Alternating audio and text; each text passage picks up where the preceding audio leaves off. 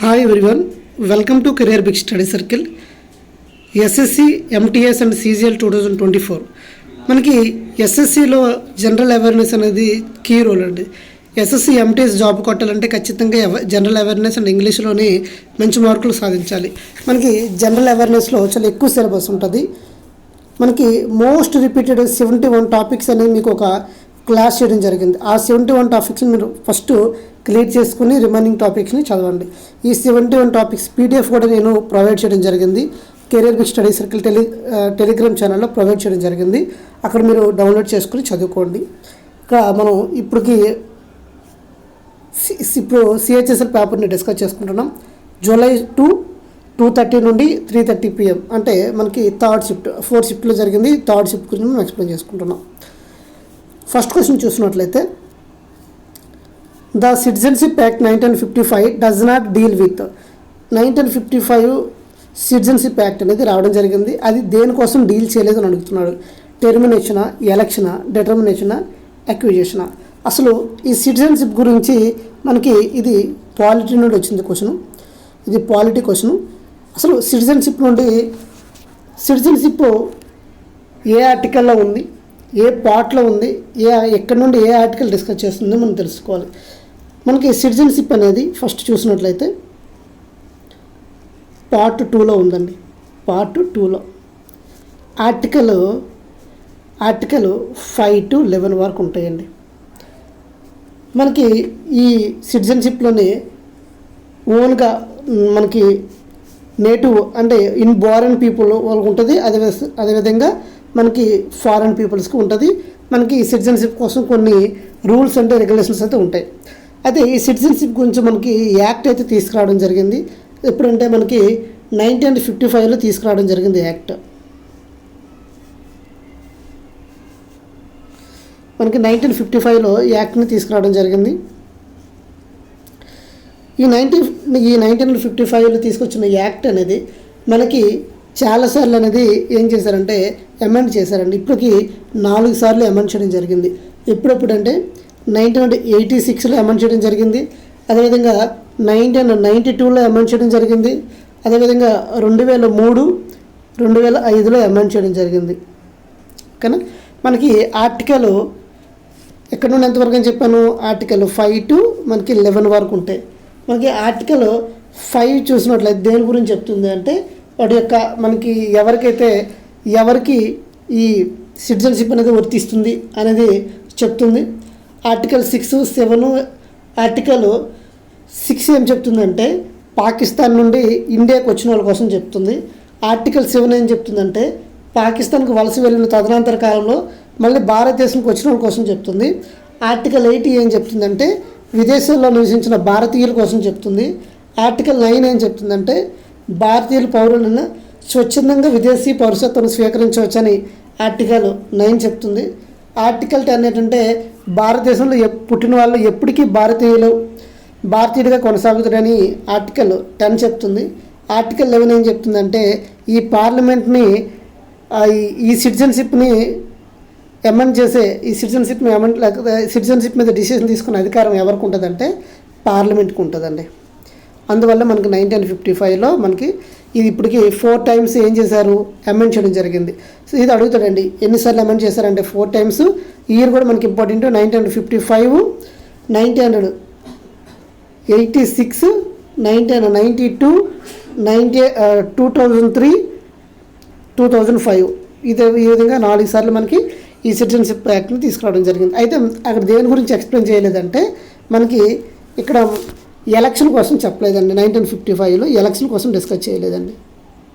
కాబట్టి ఆన్సర్ ఏమవుతుందంటే ఇక్కడ answer 2 is the right answer. Next, which of the following animals can change their gender during their life span.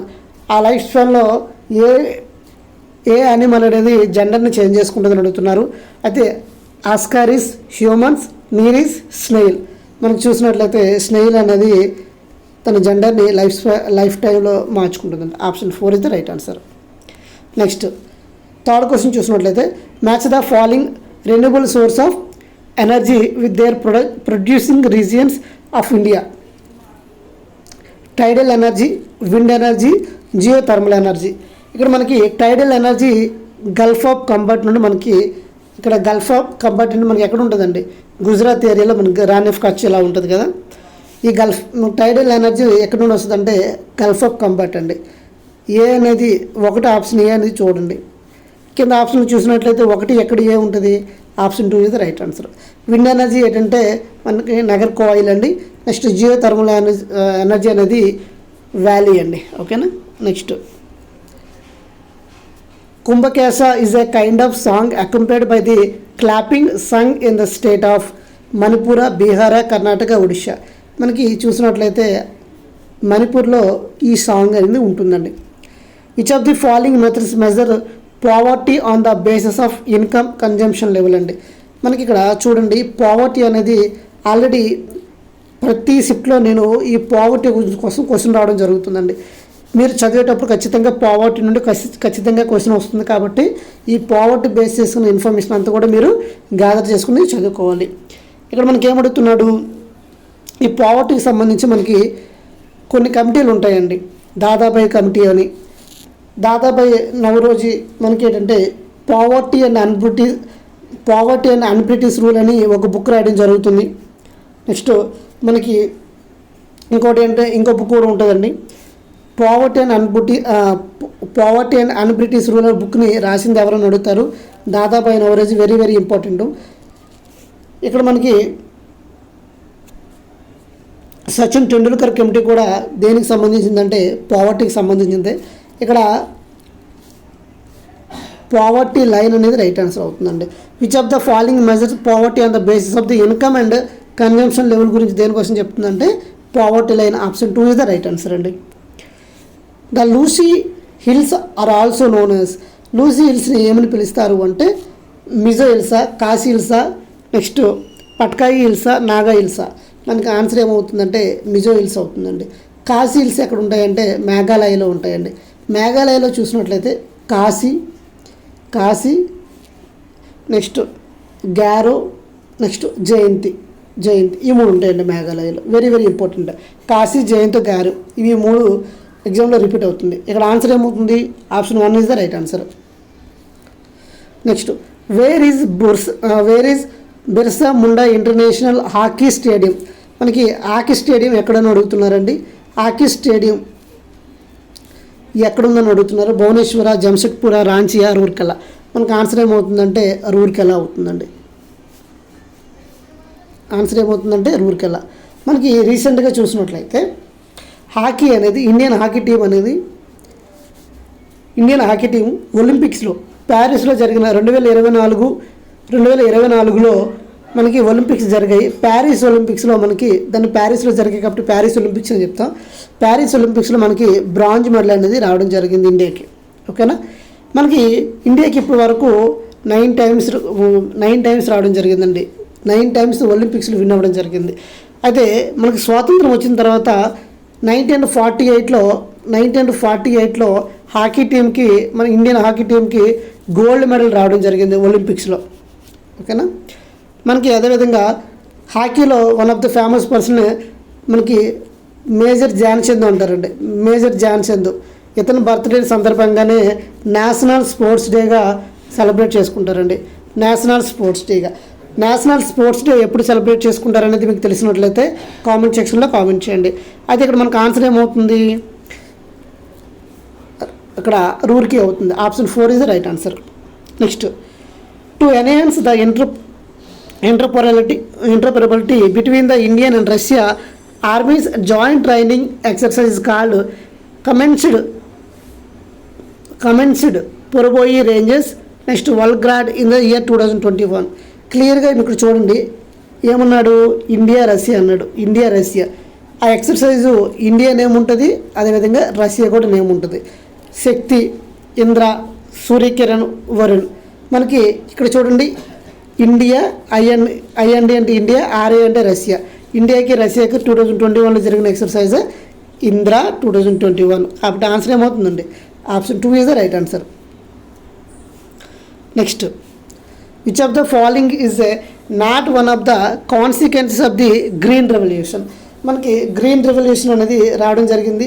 Green revolution గురించి మనం మాట్లాడుకుంటే green revolution ఎక్కువగా ఏ crop అంటే వీట్కి సంబంధించిందండి, wheat.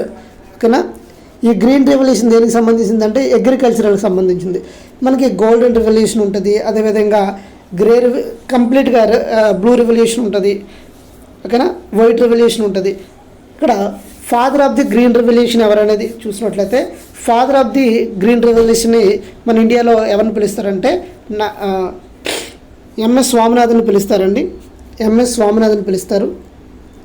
MS Swaminathan మనం ఏమంటామంటే హరిత విప్లవ పితామహుడు అంటారు. దాన్ని గ్రీన్ రెవల్యూషన్ అంటారు. అదే మనకి నార్మన్ బార్లింగ్ కూడా మనకి ప్రపంచంలో మొదటిసారిగా ఈ గ్రీన్ రెవల్యూషన్ మీద ఈ గ్రీన్ రెవల్యూషన్ తీసుకురావడం జరిగింది. ఏ ఇయర్లో అంటే 1960 నుండి మనకి 1966 నుండి 1969 ఈ టైంలోనే మనకి తీసుకురావడం జరిగింది. సో గ్రీన్ రెవల్యూషన్ క్లియరా.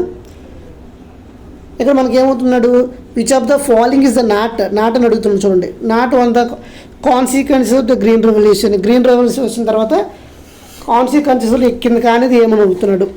Employment of agriculture work is increase అలాగా అయింది. Wages of the agriculture work increase అయింది. The rich grew richer and may of the poor stagnated grew poorer. Next rising prices shifting mode of payment of agricultural workers for payment in cash to payment in kind of grain. ఇది wrong అండి. కాబట్టి option 1 is the wrong. కాబట్టి మనకి option 1 is the right answer అవుతుంది. ఇక్కడ not అని అడుగుతున్నాడు కాబట్టి చూడండి. Next which of the following is the maximum file size that can be the attached to the email message in Gmail.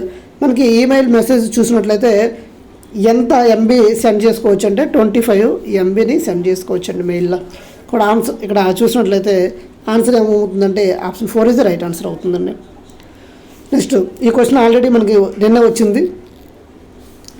The famous folk music హెకాయిల్ has its origin in which state అంటే తమిళనాడు, నాగాలాండ్, గోవా, అస్సాం. మనం చెప్పుకున్నాం ఇది నాగాలాండ్ ఉంది. మనకి 4 ఆప్షన్లు ఇచ్చాడు. 4 ఆప్షన్లో మనకి కంప్లీట్గా ఏం చేశాడు అంటే నాగాలాండ్ ఫెస్టివల్ ఫోక్ మ్యూజిక్స్ అన్నీ ఇవ్వడం జరిగింది. అందులో ఈ పేరు కూడా ఉంది. నేను మీకు IKALU ఎకాలి అని గుర్తుపెట్టుకోమని చెప్పాను. తర్వాత the British government passed in a law in the year 856. It was meant for who among the following social reformers. Abolition of the practice of sati. మనకి సతీ యాక్ట్ని ఎప్పుడండి అబాలిష్ చేశారు. ఈ సతీ యాక్ట్ మీద ఎక్కువగా ఫైట్ చేసింది ఎవరు అంటే రాజా రామ్మోహన్ రాయ్. 828 ఆ టైంలో వీళ్ళకి హెల్ప్ చేసింది ఎవరండి మౌంట్ బాటన్. ఓకేనా. మనకి ఈ వీడియో రీమ్యారేజ్ ఇక్కడ చూసినట్లయితే 856లో మనకి వీడియో రీమ్యారేజెస్ అండి. ఓకేనా. Option 2 is the right answer. Next a circle ఇది ఫిజిక్స్ నుండి వచ్చిందండి.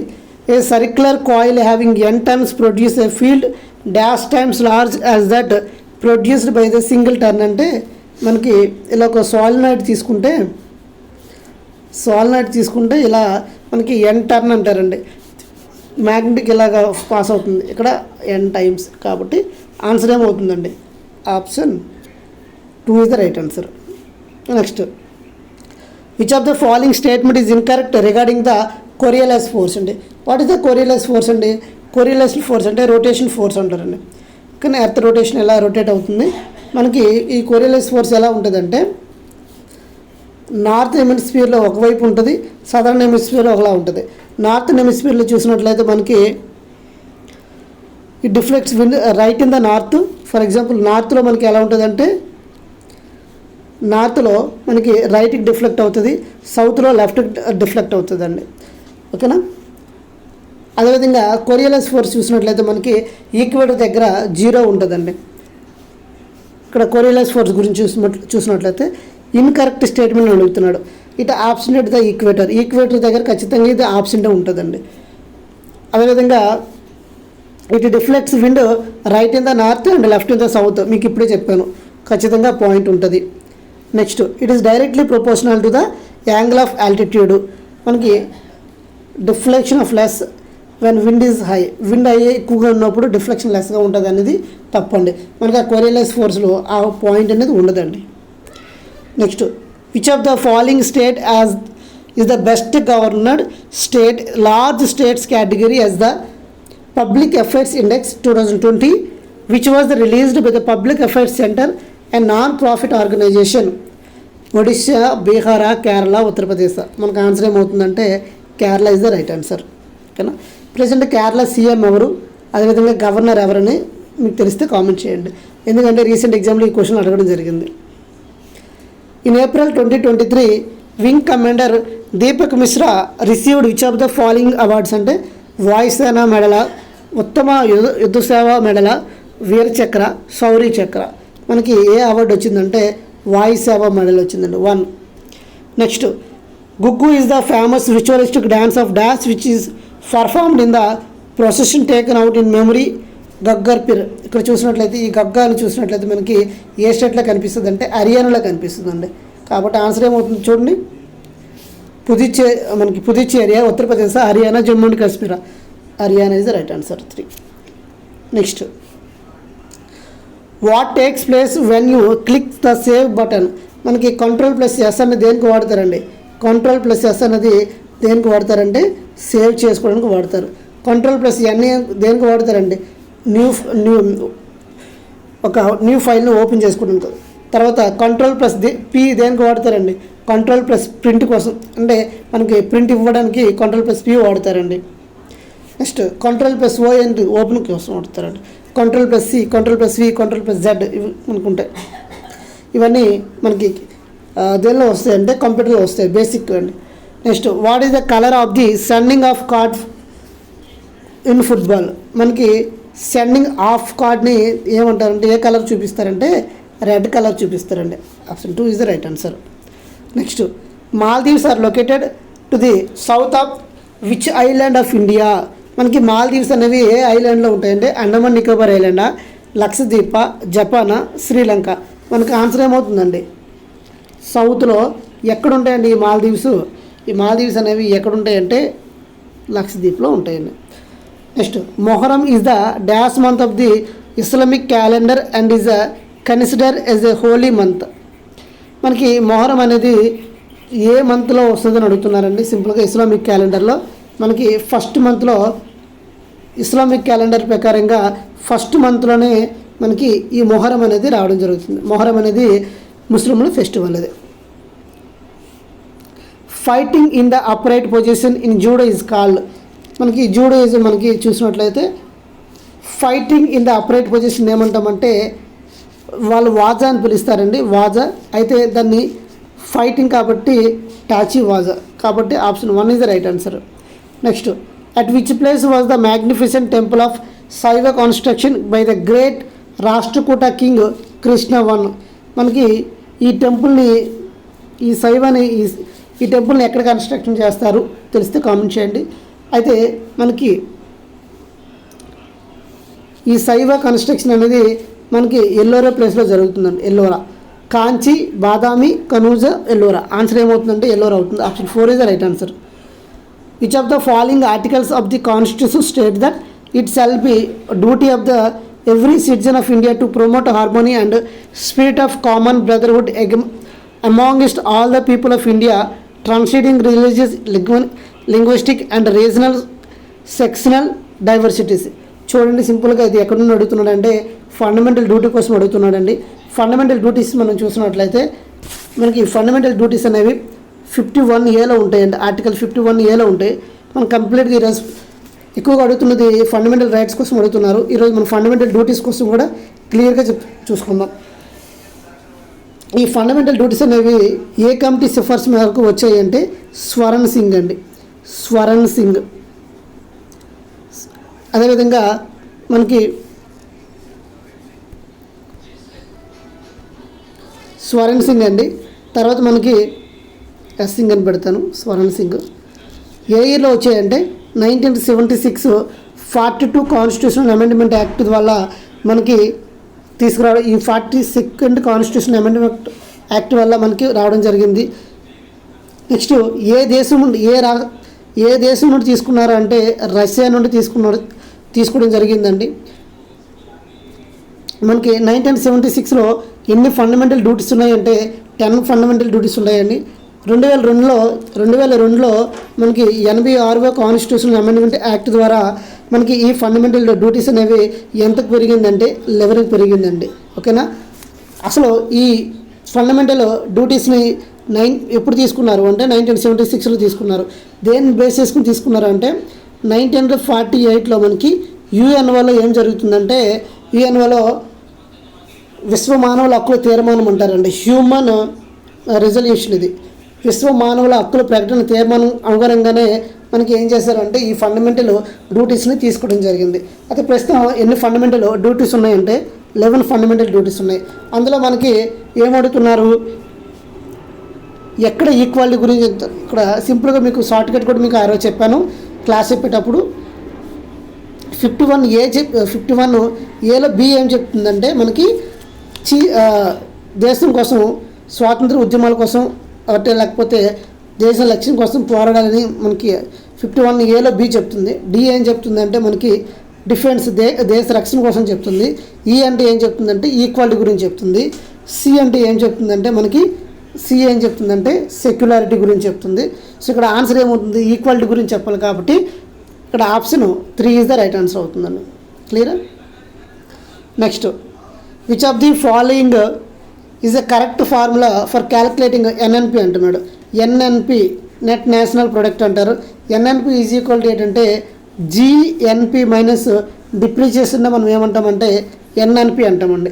ఇక్కడ ఆప్షన్లో చూసినట్లయితే NNP is equal to GNP minus depreciation, NNP is equal to GNP plus depreciation, NNP is equal to GDP minus income, NNP is equal to GDP minus depreciation. ఇక్కడ మనకి చూడండి ఏం చెప్పాను, NNP is equal to GNP minus depreciation చెప్పాను కాబట్టి option 1 is the right answer. క్లియరా. So ఇది ఓవరాల్గా మనకి 25 క్వశ్చన్స్ అన్ని. ఈ ఎక్స్ప్లెనేషన్ మీకు నచ్చినట్లయితే లైక్ చేయండి, షేర్ చేయండి, సబ్స్క్రైబ్ చేసుకోండి. Thank you all. జై హింద్.